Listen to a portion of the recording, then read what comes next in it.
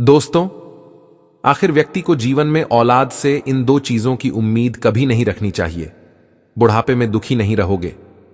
दोस्तों, आखिर वो कौन सी दो चीजें हैं जिनकी औलाद से उम्मीद नहीं रखनी चाहिए?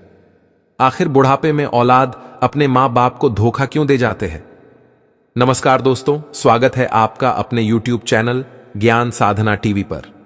दोस्तों, अगर आप भगवान श्री राम को सच्चे दिल से मानते हो तो कमेंट में सच्ची श्रद्धा से जय श्री राम जरूर लिखे। मैं भगवान श्री राम से प्रार्थना करता हूं कि हे प्रभु श्री राम, जो भी भक्त इस वीडियो को पूरा देखेगा और कमेंट में जय श्री राम लिखेगा, उनके घर परिवार को सुख शांति और संपत्ति से भर देना।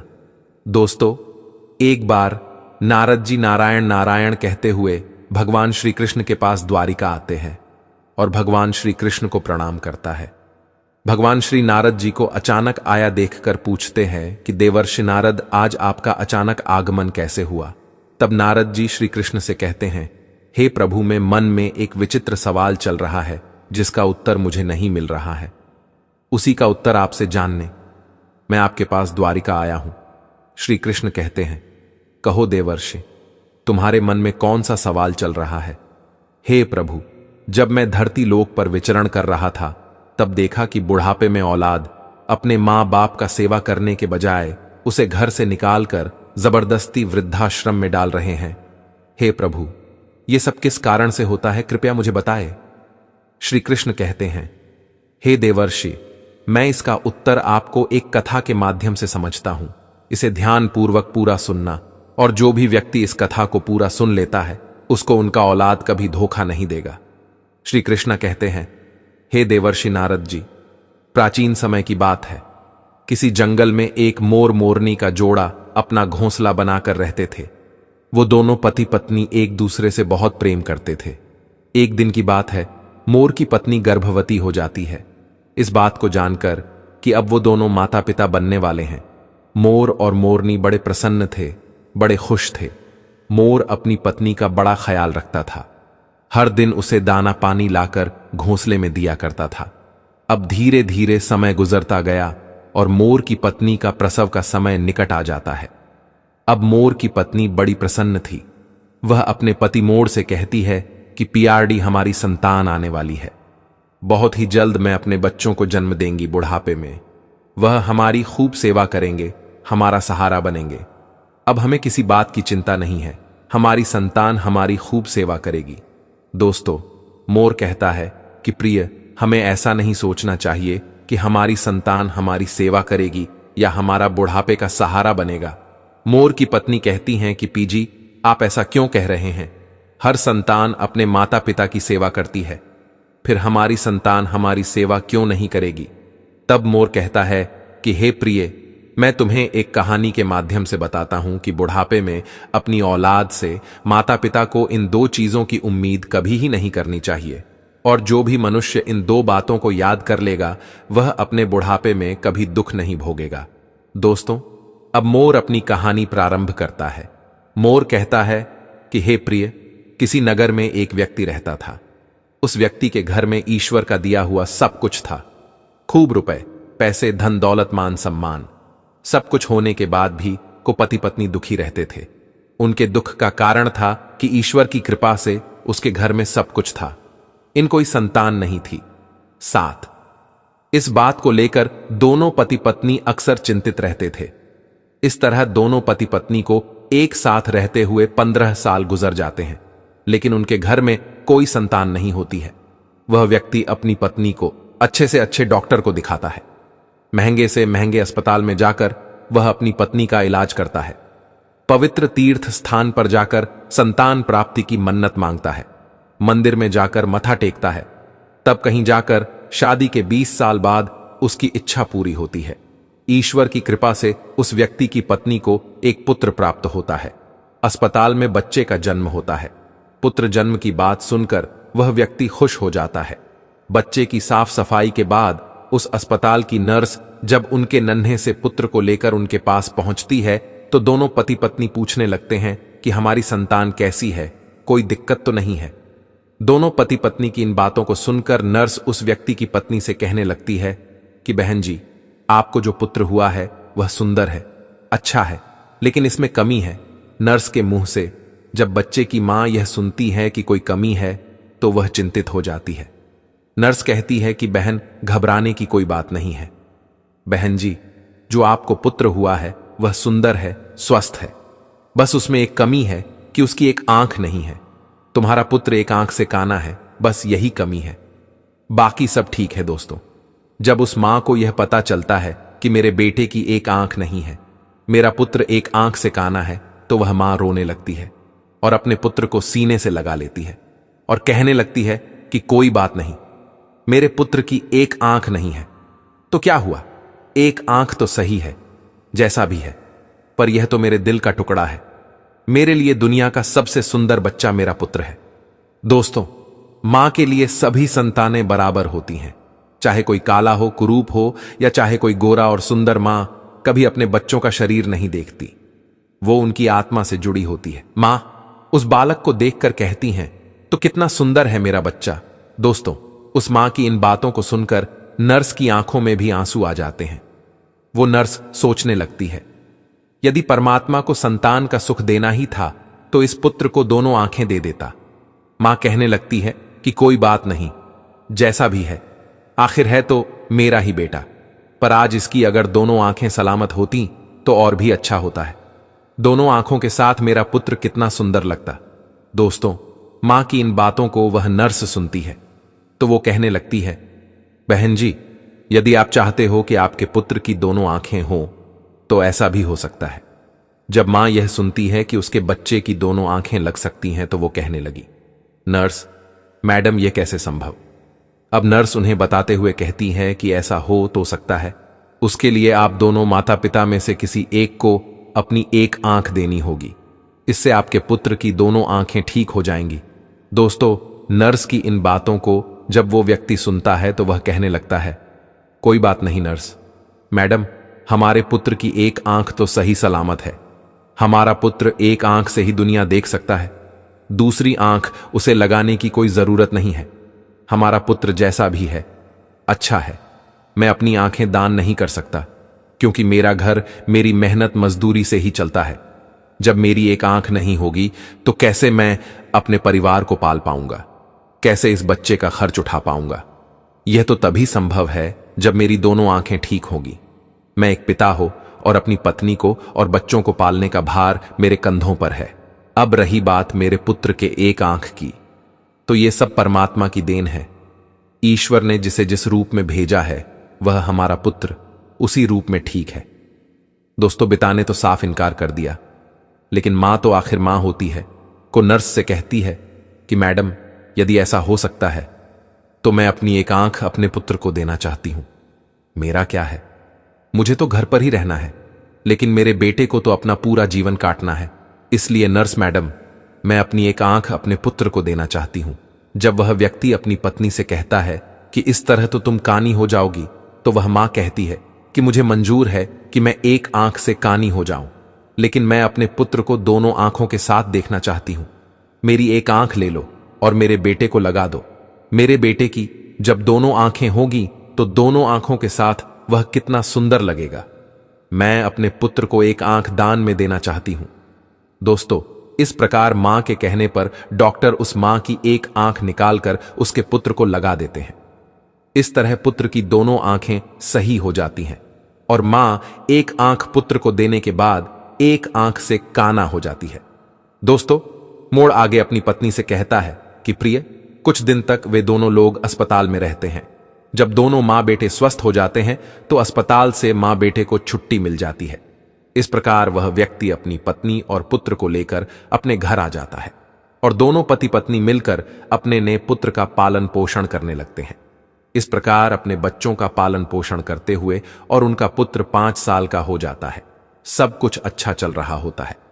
तभी एक दिन उस बच्चों के पिता की किसी सड़क दुर्घटना में प्राण चले जाते हैं। जब उसकी पत्नी को अपने पति की मौत की खबर मिलती है तो वह बेचारी दहाड़े मारकर रोने लगती है। वह सोचने लगती है कि मेरा 4 साल का बच्चा है, घर में एक ही कमाने वाले थे और वो भी मुझे छोड़कर चले गए। अब मैं इस बच्चे का पालन पोषण कैसे कर पाऊंगी। अब ये सोच सोच कर वह जोर जोर से रोने लगती है। उसका रोना धोना सुनकर आस पड़ोस के लोग आ जाते हैं और उस लाचार मां को धीरज बंधाते हैं, उसे धीरज रखने को कहते हैं और किसी तरह समझा बूझकर उस व्यक्ति का अंतिम संस्कार करते हैं। दोस्तों, इस प्रकार वह लाचार मां अपने 5 साल के बच्चे के साथ जीवन बिताने लगती है। घर में जो जमा पूंजी थी वो सब संतान पाने की चाहत में उसके इलाज करने में पहले ही खर्च हो चुकी थी। पति की मृत्यु के बाद जो भी बचत थी वह पति के अंतिम संस्कार में चला जाता है। इस प्रकार वह मां दूसरों के घरों में झाड़ू पोछा करके, दूसरों के घरों में बर्तन मांजकर अपने पुत्र का पालन पोषण करने लगती है।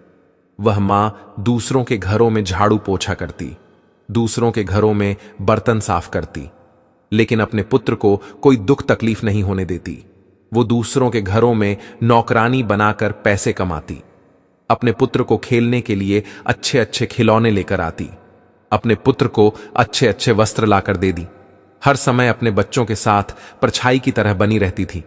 जब उसका बेटा थोड़ा और बड़ा हो जाता है, जब वह पुत्र 6 साल का हो जाता है, तो एक दिन वह मां अपने बेटे को लेकर एक विद्यालय में पहुंचती है और उसे विद्यालय के प्रधानाचार्य से विनयपूर्वक कहती है कि भाई साहब, मुझे अपने बेटे का इस विद्यालय में दाखिला करना है। दोस्तों, वो मां विद्यालय में अपने बच्चे का एडमिशन करने जाती है। वह विद्यालय उस नगर का एक प्रसिद्ध विद्यालय होता है।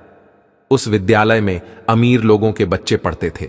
जब उस विद्यालय का बड़ा मास्टर फटे पुराने कपड़े में उसकी मां को देखता है तो सोचने लगता है कि बच्चा तो सुंदर है, लेकिन मां कपड़ों से ऐसी लग रही है जैसे कोई भिखारी हो। यह बेचारी कहां से इस बच्चे की किताबें और इतनी महंगी फीस भर पाएगी। इसलिए वह समझते हुए उसे बच्चों की से कहता है कि बहन जी, हमारे विद्यालय की फीस कुछ ज्यादा है, हमारे विद्यालय में अमीरों के बच्चे पढ़ते हैं, इसलिए बेहतर होगा आप अपने बच्चे का एडमिशन किसी सरकारी स्कूल में कर दें। मास्टर जी की इन बातों को सुनकर मां कहने लगती है कि सर जी, आप पैसों की चिंता मत करिए, आपकी जो भी फीस होगी उसे मैं समय से जमा कर दिया करूंगी। मेरा एक लौटा बालक है और मैं चाहती हूं कि मेरा बच्चा पढ़ लिख कर बड़ा डॉक्टर बन जाए, इसलिए मैं इसे आपके विद्यालय में लेकर आई। दोस्तों, वो बड़ा मास्टर जब उस मां की इन बातों को सुनता है तो उस मां की बातों को सुनकर वह बहुत ही प्रभावित होता है और उस बच्चों की मां से कहता है, ठीक है बहन जी, यदि तुम जिद करती हो तो हम तुम्हारे बच्चे को भर्ती कर देते हैं। इस प्रकार उसके बच्चे का एडमिशन उस विद्यालय में हो आता है और वह बालक विद्यालय में पढ़ने जाने लगता है। दोस्तों, पहले तो वह मां 5 घरों में झाड़ू पोछा करके अपना गुजारा कर लेती थी, लेकिन अब अपने पुत्र के एडमिशन के बाद अपने पुत्र की पढ़ाई की खातिर बुद्ध 10 घरों में काम करने लगी। वह मां दूसरों के घरों में झाड़ू पोछा करके अपने पुत्र को पढ़ाने लिखाने लगती है। पढ़ते पढ़ते वो पुत्र जब 5वीं कक्षा में आ जाता है, जब उसकी उम्र 10 साल की हो जाती है, तो एक दिन स्कूल के सभी बच्चे मिलकर उस बालक को छोड़ने लगते हैं और खेल खेल में कहने लगते हैं कि देखो देखो, एक आंख वाली काली मां का बेटा आ गया, इसकी मां एक आंख से कहानी है।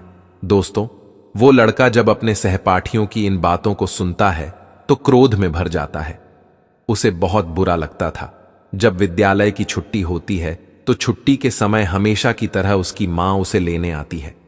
आज भी वो एक आंख से कहानी मां अपने बेटे को स्कूल में लेने आई थी। तो वह लड़का अपनी मां से कहता है कि मां, कल से मुझे विद्यालय में छोड़ने मत आना और बुलवाने भी बताना।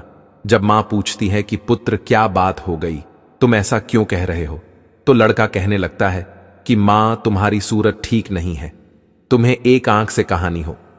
तुम जब मेरे साथ विद्यालय में आती हो तो मेरे साथ के लड़के मेरा मजाक उड़ाते हैं और तुम्हारी वजह से मुझे शर्मिंदा होना पड़ता है।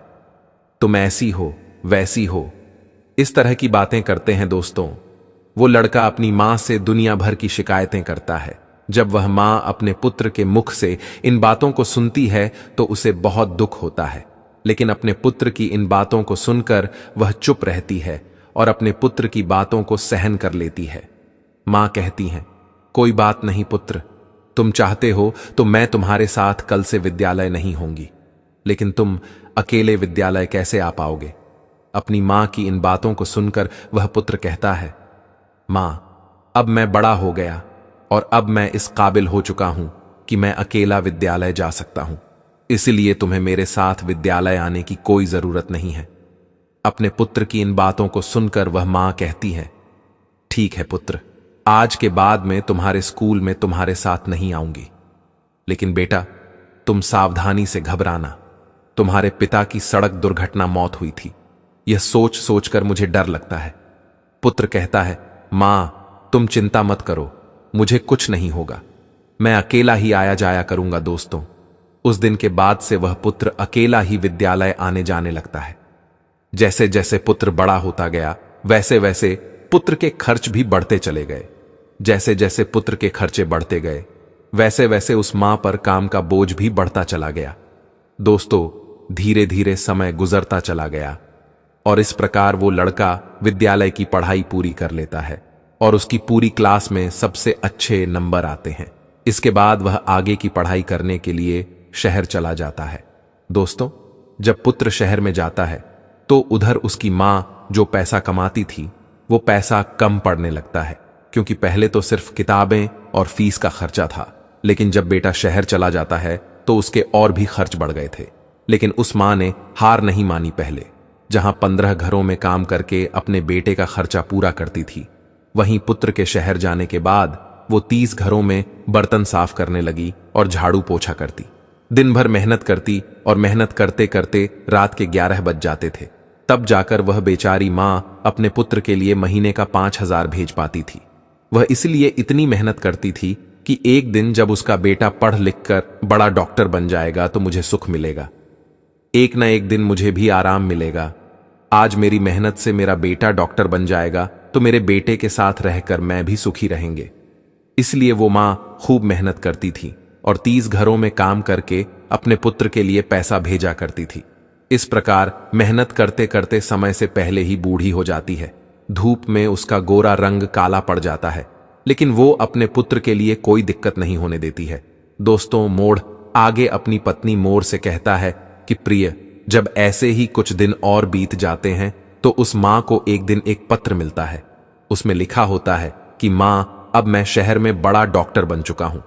अब तुम्हें मेरे लिए पैसे भेजने की जरूरत नहीं है। दोस्तों, जब उस मां को यह पत्र मिलता है कि मेरा बेटा डॉक्टर बन गया है तो वह बहुत खुश हो जाती है और सोचने लगती है कि पति के जाने के बाद यह मेरा बेटा ही तो मेरा सहारा है और मेरी जैसी इच्छा थी कि मेरा बेटा डॉक्टर बन जाए तो वो इच्छा भी मेरी पूरी हो गई। दोस्तों, उस माह के बेटे ने यह बात मां को पत्र लिखकर बताई थी कि माह में डॉक्टर बन गया हो, लेकिन वो बेटा अभी तक गांव में मां से मिलने नहीं आया। जब उस बूढ़ी मां को यह पत्र मिलता है तो वह बूढ़ी मां पूरे गांव में मिठाइयां बांटती है और सारे गांव के लोगों को बड़े गर्व से बताती है कि उसकी में सफल हो गई। उसका बेटा अब डॉक्टर बन चुका है। इस प्रकार वह मां अपने पुत्र के गांव आने का इंतजार करने लगती है। वह मां सोचने लगती है कि मेरे बेटे को शहर गए हुए बहुत समय बीत चुका है। अब वो डॉक्टर बन गया है तो वह मुझसे मिलने के लिए गांव जरूर आएगा। मैं अपने पुत्र की आरती उतारेंगे, उसकी पसंद का भोजन बनाऊंगी। दोस्तों, अब वह मां अपने पुत्र के आने की राह देखती है। हर दिन वो इंतजार करती है कि आज मेरा पुत्र आता होगा। किसी की गाड़ी घर के सामने से निकलती तो वह मां दौड़कर घर के बाहर जाती। उसे लगता है कि उसका पुत्र आया होगा। इस तरह इंतजार करते करते उसे कई दिन बीत गए। रात में उस मां को नींद नहीं आती थी। वह सोचने लगती कि जाने क्या मजबूरी है, मेरा बेटा मुझे लेने क्यों नहीं आया, कब मुझे अपने साथ ले जाएगा। अब वो दिन नहीं आएंगे कि मैं दूसरों के घरों में बर्तन साफ करो, दूसरों के घरों में झाड़ू पोछा करो। अब तो मैं आराम से बैठकर अपने बेटे की कमाई का खाऊंगी। अब तो मेरे बेटे के घर में नौकर चाकर भी होंगे, गाड़ी बंगला भी होगा। अब मेरे दुख के दिन बीत चुके हैं। इसी तरह वह मां सारे दिन बेटे के सपने देखा करती थी। दोस्तों, इस तरह उस मां को अपने बेटे का इंतजार करते हुए 1 साल बीत जाता है, लेकिन वह बेटा 1 साल में एक दिन भी मां के पास नहीं आता है। फिर एक दिन उस मां के पास बेटे का दूसरा पत्र आता है। उस पत्र में लिखा होता है कि मां, मेरी शादी हो गई है और तुम्हें पता है जिस लड़की के साथ मेरा विवाह हुआ है वह बहुत ही अमीर घर की है। जिस लड़की से मेरा विवाह हुआ है वो एक बहुत बड़े डॉक्टर साहब की बेटी है। मैंने प्रसिद्ध डॉक्टर की बेटी के साथ अपना विवाह किया है। मेरी पत्नी बहुत ही सुंदर है। दोस्तों, जब वो मां उस पत्र में लिखी बातों को पढ़ती है तो उसकी आंखों से आंसू की धारा बहने लगती है। उसे बड़ा ही दुख होता है। क्योंकि मां तो सोच रही थी कि अब बेटा डॉक्टर बन गया है तो मेरे बेटे के लिए अच्छे अच्छे रिश्ते आएंगे, मैं अपनी पसंद की लड़की के साथ अपने बेटे की शादी करूंगा। लेकिन उस पत्र को पढ़कर उस मां के सारे अरमान धूल में मिल जाते हैं। को मां सोचती है कि हे भगवान, मैंने ऐसे कौन से पाप किए थे, ऐसी मुझसे कौन सी गलती हो गई जो मुझे इतनी बड़ी सजा मिल रहे। हर माता पिता का सपना होता है कि वे अपने हाथों से अपने बेटे को दुल्हा बनाएं, अपने हाथों से अपने बेटे को सजाएं और अपना आशीर्वाद देकर अपने बेटे की शादी करवाई। लेकिन मेरे पुत्र ने तो अपनी शादी में मुझे बुलाया तक नहीं, मुझे बताया तक नहीं और विवाह कर लिया। क्या मैं यही दिन देखने के लिए अपने पुत्र को पढ़ा लिखा कर इतना बड़ा किया था? इसके लिए मैंने इतनी मेहनत मजदूरी की थी, दूसरों के घरों में झूठे बर्तन साफ किया, मेहनत मजदूरी करके पढ़ाया लिखाया, उसे इस लायक बनाया। क्या मेरा इतना भी अधिकार नहीं था जो मुझे मेरे बेटे ने अपनी शादी में के लिए भी नहीं पूछा? अब शादी करने के बाद पत्र लिखकर बता रहा है कि मां मैंने शादी कर ली। दोस्तों, यह सोच सोचकर वह मां पूरी रात आंसू बहाती रही। इतना होने के बाद भी मां अपने पुत्र को दुआएं देती रही, रोते रोते सो जाती है। दोस्तों, फिर भी उस मां के मुंह से अपने बेटे के लिए आशीर्वाद ही निकलता है। कहती है, कोई बात नहीं बेटा, तुमने बिना बताए शादी कर ली, लेकिन मेरा आशीर्वाद तुम्हारे साथ है। अम्मा सोचती हैं कि मेरे पुत्र ने विवाह तो कर लिया, उसकी पत्नी भी आ गई। अब हो सकता है कि मेरा बेटा और बहू दोनों मिलकर मुझसे मिलने मेरे घर आए। मैं अपनी बहू को देखूंगी, बहू मेरी सेवा करेगी, मैं अपने पुत्र वधू को आशीर्वाद दूंगी। यह सोच सोचकर वह मां अपने बेटे और बहू का इंतजार करने लगती है। दोस्तों, इस तरह उस मां को अपने बेटे और बहू का इंतजार करते करते 1 साल निकल जाता है। लेकिन 1 साल बीतने के बाद भी उस मां से मिलने बेटा नहीं आता है, न बहू आती है। फिर कुछ दिन बाद उस मां को तीसरा पत्र मिलता है जिसमें लिखा होता है कि हे मां, अब तुम दादी बन गई हो, भगवान की कृपा से हमारे घर बैठा आया है। दोस्तों, जब यह खबर उस मां को मिलती है तो उसका धैर्य जवाब दे जाता है, उसकी सहन शक्ति जवाब दे देती है। मां का पुत्र बड़ा डॉक्टर बन जाए, विवाह कर ले, उसका बेटा हो जाए और उसकी मां को पता ना चले तो उसके दिल पर क्या बीतेगी। जिस पुत्र का जीवन बनाने में उस मां ने अपना सब कुछ कुर्बान कर दिया, उस पुत्र का वर्षों से चेहरा न देखा हो तो अपने पुत्र के लिए व्याकुल होना स्वाभाविक है। जब वह मां अपने पुत्र के लिए ज्यादा व्याकुल हो जाती है तो उस मां के मन में आता है कि अब तो रहा नहीं जाता हो। फिर कुछ देर के लिए विचारों में खो जाती है, सोचती है, चलो कोई बात नहीं, होता भी हो गया है तो बहुत अच्छी बात है। अब मैं अपने पोते को देखूंगी, मैं अपने पोते को अपनी गोद में खेल आऊंगी। अब मेरा बेटा जरूर मेरी बहू और पोते के साथ मेरे पास आएगा। यही सब सोच सोचकर वह मां व्याकुल होने लगती है। जब इंतजार करते करते उस मां को 36 महीने बीत जाते हैं और जब उस मां से मिलने कोई भी नहीं आता है तो उस मां के सब्र का बांध टूटने लगता है। वो व्याकुल हो जाती है और उस व्याकुलता में घुमा यह फैसला करती है कि चाहे कुछ भी हो जाए, मैं अपने पोते को देखने जरूर जाऊंगी। दोस्तों, यह निर्णय करके मां अपने बेटे और बहू से मिलने के लिए शहर के लिए चल देती है। किसी तरह वह पता पूछते पूछते उस शहर में पहुंच जाती है जिस शहर में उसका बेटा रहता था। उस शहर में पहुंचकर वह बूढ़ी मां एक रिक्शा वाले को अपने पास बुलाती है और रिक्शा वाले को अपने बेटे का पत्र दिखाते हुए कहती है, बेटा, मुझे इस जगह पर जाना है। रिक्शा वाले ने पता देखा और बूढ़ी मां को अपने रिक्शा में बैठा लेता है और उस बूढ़ी मां को उस बताए हुए पते पर ले जाता है। दोस्तों, कुछ समय बाद वह रिक्शा वाला बूढ़ी मां को लेकर बड़े डॉक्टर के बंगले पर पहुंच जाता है और बंगले के सामने अपना रिक्शा खड़ा कर देता है और उस बूढ़ी माता से कहता है कि मां जी, तुमने जो पता दिखाया था तुम उस पते पर पहुंच चुकी हो। ये जो सामने बांग्ला है, यहीं रहते हैं। डॉक्टर साहब, वह मां उस रिक्शा वाले को किराया देती है और अपना झोला उठाकर बंगले की तरफ चल देती है। मां की नजर जब डॉक्टर साहब के बंगले पर पड़ती है तो वह खुश हो जाती है। वह देखती है कि सुंदर आलीशान बंगला बना हुआ है। बंगले के सामने चमचमाती गाड़ी खड़ी है और दरवाजे पर चपरासी बैठे हुए हैं। यह देखकर उस मां को बड़ी खुशी होती है कि कितने सुंदर घर में मेरा बेटा रहता है। दोस्तों, वो मोर आगे कहता है कि प्रिय, वह बूढ़ी मां जो एक थैली में अपने पोते के लिए, खिलौने बहू के लिए साड़ियां और कुछ मिठाइयां लेकर आई थी, जब वो थैले को लेकर वह मां बंगले के अंदर जाने लगती है, तो जैसे ही बंगले के अंदर घुसती है तो गेट के पास खड़े एक चपरासी की नजर उस पर पड़ती है। चपरासी देखता है कि फटे पुराने कपड़े पहने एक काली कलूटी बुढ़िया, जो एक आंख से कहानी है, बंगले के अंदर घुसे जा रही है। जब वह चपरासी उस महिला को देखता है तो कहने लगता है कि तुम्हें किससे मिलना है, इस तरह अंदर कहां चली जा रही हो। चपरासी के जब ये शब्द उस मां के कानों में पड़ते हैं तो वह मां एकदम से रुक जाती है और चपरासी से कहती है कि यहां पर मेरा बेटा रहता है, मेरे बेटे के पुत्र हुआ है, इसलिए मैं अपने मुद्दे को देखने आई। चपरासी उस मांग को डांटते हुए कहता है, बुढ़िया, तूने कभी अपनी शक्ल देखी है? तुम्हें पता है कि यह किसका बांग्ला है? यह एक बड़े डॉक्टर साहब का बंगला है।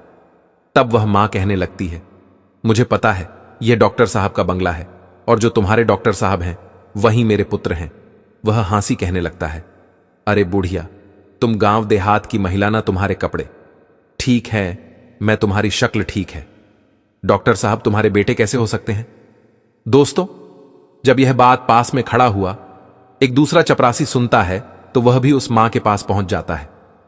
जब उसे पता चलता है कि यह बुढ़िया कह रही है कि डॉक्टर साहब आपकी मां है, तो वह चपरासी उनसे पूछने लगता है कि मां, आपके पास कोई प्रमाण है जिससे हम पता कर सके कि तुम हमारे डॉक्टर साहब की मां हो? जब वो मां उस दूसरे चपरासी की इन बातों को सुनाती है तो तुरंत ही अपनी साड़ी के पल्लू में बंधा हुआ वह पत्र उस चपरासी को दिखाती है जो उसके पू ने अपनी मां को भेजे था। जब चपरासी उस पत्र को खोलकर देखता है और भेजने वाले का पता देखता है तो उस बूढ़ी मां से माफी मांगने लगते हैं और कहते हैं, हे माता, हमें माफ कर दो, हमें नहीं पता था कि तुम डॉक्टर साहब की मां हो। दोस्तों, वो मां कहती हैं कि चलो कोई बात नहीं, मैं तुम्हें माफ कर दे, मुझे बताओ कि मेरा बेटा और बहू कहां पर है। तब वह चपरासी दूर से इशारा करते हुए कहता है कि ऊपर जो कमर दिख रहा है वह तुम्हारे बेटे का कमरा है और वो अभी इस समय घर पर ही है। दोस्तों, अब वह मां अपना सामान तो नीचे रख देती है कि सामान को तो मैं बाद में ले जाऊंगी, पहले अपने पोते को देख लेती हूं, बहू को देख लेती हूं। बूढ़ी मां अपने पोते को देखने के लिए जल्दी जल्दी सीढ़ियां चढ़कर घर के अंदर जाती है। जैसे ही वह मां घर के अंदर आती है तो वह देखती है कि घर के आंगन में बल्ला रखा हुआ है और उस पालने में उनका पोता झूल रहा है। जैसे ही उस बूढ़ी मां की नजर अपने पोते पर पड़ती है तो वह दौड़कर पालने से अपने पोते को उठा लेती है और अपने पोते को सीने से लगाकर दुलार करने लगती है। दोस्तों, जब वह बूढ़ी मां अपने पोते को गोदी में लेकर दुलार करने लगती है तो बच्चे की नींद टूट जाती है और वो जोर जोर से रोने लगता है। बच्चे के रोने की आवाज जब पुत्र वधू के कानों में पड़ती है तो वह रसोई से बाहर आती है और सोचती है कि न जाने मेरे बच्चे को क्या हो गया, इतनी तेज क्यों रो रहा है।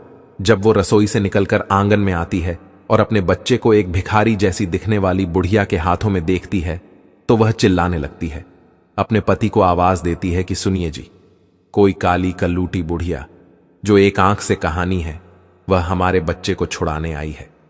पत्नी का चिल्लाना सुनकर पति भी नीचे आ जाता है, तो पति के आते ही बहू अपने बच्चे को बूढ़ी मां से छीनकर अपने सीने से लगा लेती है और अपने पति से कहती है कि तुमने घर में कैसे चपरासी रखे, कोई भी हमारे घर में घुसा चला आता है, देखना यह भिखारी बुढ़िया हमारे बच्चे को चुराने आ गए। दोस्तों, वो बूढ़ी मां कहती हैं कि बहू में चोर नहीं हो, मैं तो तुम्हारी सास हो और ये तुम्हारे पास जो खड़ा है वो मेरा बेटा है, तुम्हारी गोदी में जो खेल रहा है वो मेरा पोता है, मैं भला पोते को चुराकर कहां ले जाऊंगी। जब बहू माता जी की इन बातों को सुनती है तो वह अपने पति से कहती है कि यह बुढ़िया क्या कह रही है, क्या सच में यह भिखारी जैसी दिखने वाली आपकी मां है क्या? ऐसे ही गरीब परिवार में आपने जन्म लिया है, मुझे पहले तो कभी आपने बताया नहीं कि आपकी कोई मां भी है। जब बेटा अपनी पत्नी की इन बातों को सुनता है तो कहने लगता है कि यह बुढ़िया जिसके लिए मैंने अपनी जवानी को कुर्बान कर दिया, वह कह रहा है कि यह बुढ़िया झूठ बोल रही है, यह मेरी मां नहीं है, इस संसार में मेरा एक ही सहारा था, आज तो वो भी छूट गया। दोस्तों, वो मां समझ जाती है कि मेरे पुत्र ने बड़े घर की बेटी के साथ विवाह किया है, मेरा बेटा बड़े पद पर पहुंच गया, इसलिए मुझे पहचानने से इनकार कर रहा है। मां ने कहा, बेटा कोई बात नहीं, मुझे लगा कि तुम मेरे पुत्र हो, इसलिए मैं तुम्हारे पास चली आई। क्योंकि तुम्हारे जैसा एक मेरा भी पुत्र है, जिसे मैंने मेहनत मजदूरी करके डॉक्टर बनाया है, जो मेरे जीने का सहारा था। लेकिन अब मुझे पक्का यकीन है कि तुम मेरे बेटे नहीं हो सकता है। मुझसे गलती हो गई है दोस्तों। इतना कहकर वह मां रोती रोती घर की सीढ़ियों से नीचे उतरने लगती है और सोचने लगती है कि बुढ़ापे में एक ही सहारा था और वह भी आज मुझसे छूट गया। अब किसके सहारे में गया? एक आस थी, वह भी टूट गई। वह सोचती है कि जिसे मैं जीवन की खुशी समझा था, जिसको मैंने अपने जीवन जीने का अधिकार माना था, जो जीवन की नया को पार लगाने वाला था, वहीं बुढ़ापे का जीवन नया को मंझधार में डूबा रहा है दोस्तों। इस प्रकार रोते रोते मां भारी कदमों से नीचे उतरने लगते हैं। अब वो मां सोचती है कि जब बेटे ने ही मुंह मोड़ लिया है तो अब जीकर मैं क्या करूंगी? अब बेटा ही नहीं रहा तो इस जीवन का क्या होगा प्रकार? वह मां अपने बेटे के घर से बाहर निकल जाती है और बंगले के बाहर जो चपरासियों का कमरा था वहां पहुंच जाती है और एक चपरासी को अपने पास बुलाकर कहती है, बेटा मुझे एक पत्र लिखवाना है। क्या तुम मेरे लिए इतना कर सकते हो दोस्तों? क्योंकि चपरासियों को तो पहले ही पता था कि यह बूढ़ी औरत डॉक्टर साहब की मां है, इसलिए वे तुरंत ही कागज कलम ले आता है और पूछने लगता है कि बताओ मां जी, मुझे क्या लिखना है? इस तरह बूढ़ी मां बोलती जाती है और वह चपरासी लिख आता जाता है।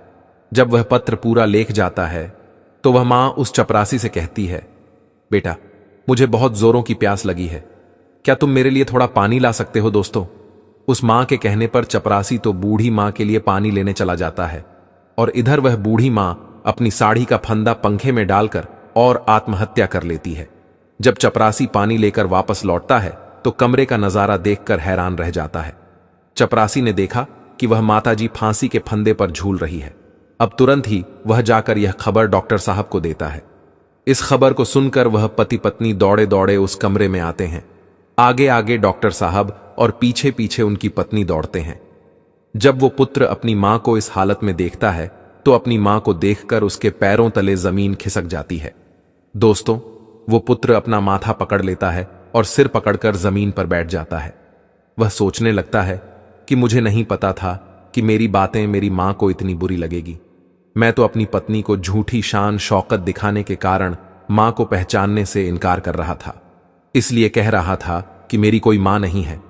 मुझे डर था कि मेरी असलियत जानकर मेरी पत्नी मुझे छोड़ ना दे, इसलिए मैंने यह बोल दिया कि मेरी कोई मां नहीं है। लेकिन तुमने तो मेरे झूठ को सच बना दिया। एक बार पुत्र की मजबूरी के बारे में सोचा होता है। जब पत्नी की नजर फांसी पर झूलती हुई उस मां के हाथों पर पड़ती है, जब उस बेटे की पत्नी फांसी पर झूलती हुई मां के हाथों में कागज का टुकड़ा देखती है, तो वो उस कागज के टुकड़े को बूढ़ी मां के हाथों से लेकर पढ़ने लगती है। पढ़ते पढ़ते उसकी आंखें भर आती हैं। उस पत्र में लिखा हुआ था कि बेटा मेरा आशीर्वाद है कि तुम खूब उन्नति करो। मेरा आशीर्वाद तुम्हारे साथ है। जाते जाते तुम्हें कुछ राज्य बताना चाहती हूं। बेटा मैं अच्छी नहीं दिखती हूं तो उसके पीछे भी एक कारण तुम ही हो। जब तुम्हारा जन्म हुआ था उस समय तुम्हारी एक आंख नहीं थी। मैंने अपनी एक आंख तुम्हें देखकर तुम्हें सुंदर बनाया था, सुंदर रूप दिया, और मैं कुरूप हो गई। और इस कुरूप चेहरे से तुम नफरत करते हो क्योंकि मैं कहानी हो और दूसरा मेरा रंग काला है। यह भी ऐसा नहीं था बेटा। आज तुम जिस मुकाम पर बैठे हो उस मुकाम पर तुम्हें पहुंचाने के लिए मैंने दिन रात मेहनत की है। मैंने कभी नहीं देखा कि कितनी गर्मी है, कितनी सर्दी है। तुम्हें पढ़ाने लिखाने के लिए, तुम्हारे खर्च उठाने के लिए मेन काली कलूटी हो गई। उसका भी मुझे कोई मलाल नहीं है। तुम सुंदर हो, इसकी मुझे खुशी है। मैं तुम्हें देखना चाहती थी, अपने पोते को देखना चाहती थी, अपनी बहू से मिलना चाहती थी, इसलिए मैं शहर चली आई, क्योंकि तुमने तो कभी गांव जाकर मेरा हाल नहीं पूछा। लेकिन जब मैं स्वयं चलकर तुमसे मिलने आई तो तुमने तो मुझे पहचानने से इनकार कर दिया। इसीलिए लगा कि अब दुनिया में मेरा कोई नहीं है। अब जीने का मेरा उद्देश्य खत्म हो गया है। जब कोई रहा नहीं तो मेरे जीने का क्या फायदा बेटा? जाते जाते ईश्वर से प्रार्थना करती हूं कि तुम सदा खुश रहो, तुम्हारी संतान खुश रहे। दोस्तों, जब उसे बेटे की पत्नी यह पत्र पढ़कर अपने पति को सुनाती है तो उस बेटे का सिर शर्म से नीचे झुक जाता है। उसे अपने आप से घृणा होने लगती है कि जिस मां ने मेरी जिंदगी बनाने में अपना सब कुछ ने और चावल कर दिया, वही मां आज मेरी चौखट पर मुझसे मिलने आई तो मैंने एक गिलास पानी तक नहीं पूछा। किस प्रकार दोनों पति पत्नी अपनी गलती के लिए उस मरी हुई मां से माफी मांगते हैं। लेकिन अब क्या हो सकता था? वो मां तो उनकी माफी सुनने के लिए वहां मौजूद नहीं थी, उनसे बहुत दूर जा चुकी थी, जहां से कोई नहीं आता। दोस्तों, अब डॉक्टर साहब के जीवन में सिर्फ पछताना ही रह गया था। कैसी यह दुनिया है। कुछ लोगों के जीवन में मां नहीं होती तो वह सारे जीवन मां के लिए तरसते हैं, और जिसके जीवन में मां होती है तो उस मां की बच्चे कदर नहीं करते। दोस्तों, पत्नी और बच्चे दोबारा मिल सकते हैं, पर मां दोबारा नहीं मिल सकती है। एक संतान ही माता पिता के जीने का सहारा होती है, बुढ़ापे की लाठी होती है। ऐसे में जब बेटा ही अपने धन के नशे में, अपने पद के नशे में माता पिता को पहचानने से इनकार कर देता है, या अपने माता पिता को भुला देता है, या घमंड में आकर उनका अपमान कर देता है, तो दुनिया में माता पिता को सबसे बड़ा दुख ऐसे ही बेटों से होता है। माता पिता अपनी संतानों का भविष्य बनाने के लिए, उन्हें सफल बनाने के लिए अपना पूरा जीवन लगा देते हैं, और जब वही संतान धन और पद के नशे में अपने मां बाप का अपमान करते हैं तो उन्हें बहुत ही पीड़ा होती है। दोस्तों, मोर आगे कहता है कि हे प्रिय, यदि आपके मां बाप है तो उनका आदर करना चाहिए, क्योंकि मनुष्य की सफलता में मां बाप का ही योगदान है। कुछ मूर्ख बच्चे पूछते हैं कि मां तुमने हमारे लिए क्या किया है। अरे मूर्ख बच्चे, जो कुछ किया है माता पिता नहीं तो किया है। तुमको बनाया, तुमको पढ़ाया खाया, तुम्हें पालने में दुख उठाए, माता पिता को भूलकर तुम तो अपने आप को भूल गए हो। बच्चा ये भूल जाता है कि मां बाप के अतिरिक्त दुनिया में दूसरा उसका कोई भला चाहने वाला नहीं है। माता पिता मर के भी तुम्हारा भला ही चाहेंगे। ऐसा ही देशी तुम्हें कहां मिलेगा। और सब लोग जो तुम्हारे अपने होने का दावा कर रहे हैं, वो सिर्फ एक निश्चित समय तक और एक मतलब तक ही तुम्हारा भला चाहते हैं। लेकिन माता पिता बिना स्वार्थ के जीवन भर तुम्हारा हित चाहते हैं। दोस्तों, मोर आगे कहता है कि हे प्रिय, एक पुत्र को जन्म देने में एक स्त्री अपनी सुंदरता को खो देती है, लेकिन वही पुत्र जब जवान होता है, जब उसकी शादी हो जाती है, तो वही पुत्र अपनी पत्नी की सुंदरता में अपने माता पिता को खो देता है। माता पिता अपनी संतान के सुखों के लिए सब कुछ त्याग देते हैं, लेकिन जब बच्चे बड़े हो जाते हैं, कुछ देने के काबिल हो जाते हैं, तो हम क्या देते हैं? सिर्फ आंसू, लाचारी, दुख, अकेलापन। दोस्तों, जो संतान माता पिता को सिर्फ इसलिए भुला देती है कि उनके बुढ़ापे को देखकर आपके मित्रों में आपकी इज्जत कम हो जाएगी, तो यह उनकी सबसे बड़ी भूल है। उम्र उस पड़ाव पर पहुंचने के बाद आपकी और आपके मित्रों की भी यही